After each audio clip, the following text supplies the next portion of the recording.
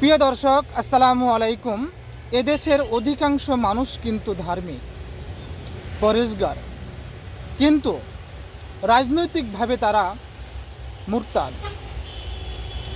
কেননা কোরআনের শাসনে তারা বিশ্বাস করে না, কোরআনের আইন বিশ্বাস করে না, কোরআনকে অবিশ্বাস করে, কোরআনের আইনকে পছন্দ করে না। আসুন, আমরা আর কতদিন অন্ধকারে থাকব, অন্ধকারে রইব? আসুন আমরা কোরআনের আলোতে আলোকিত হই, কোরআনের আলোতে পথ চলি, কোরআনের আলোতে এই রাষ্ট্রটাকে কায়েম করি।